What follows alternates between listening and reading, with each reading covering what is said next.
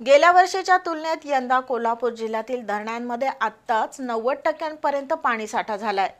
मे आणि जून महिन्यात सरासरीपेक्षा अधिक पाऊस झाल्यानं धरणातील पाणी पातळी वाढली आहे।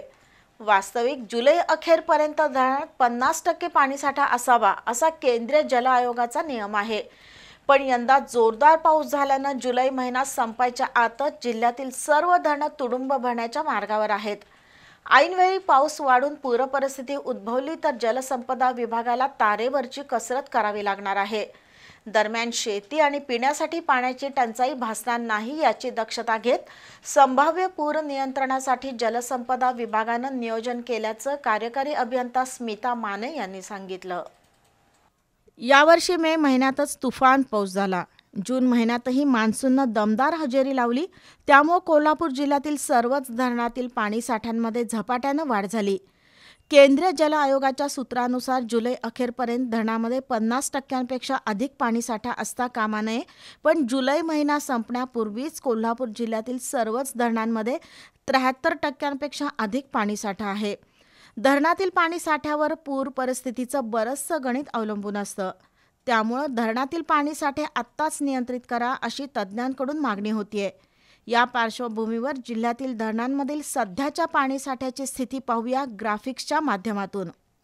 राधानगरी धरण 17 जुलै 2024 रोजी 55%, 17 जुलै 2025 रोजी 89%, तुळशी 55, 80, वारणा 58, 82, काळमावाडी 42, 74, कासारी 59, 75, कडवी 74, 99, कुंभी 49, 77, पाटगाव 71, 94, चिकोत्रा 42, 86, चित्री 69, 100, जंगमहट्टी 89, 100, घटप्रभा 100%, 100%, जांभरे 100, 100, आंबेओहोळ 84, 100, कोदे 100, 100, धामणी 17 जुलै 2025 रोजी 100%।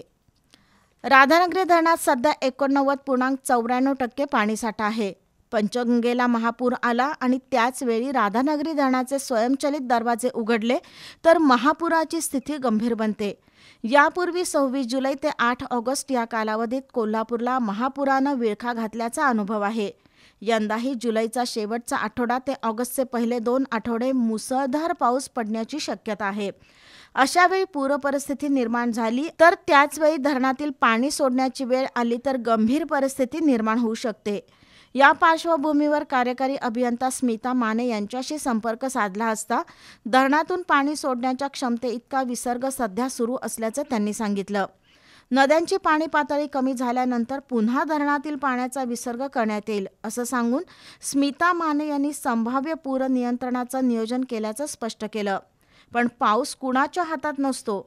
आत्ताच धरण भरण्याच्या मार्गावर असल्यानं पाऊस वाढला तर जलसंपदा विभाग नेमक्या कोणत्या उपाययोजना करणार हे केवळ त्यांना आणि परमेश्वरालाच माहीत।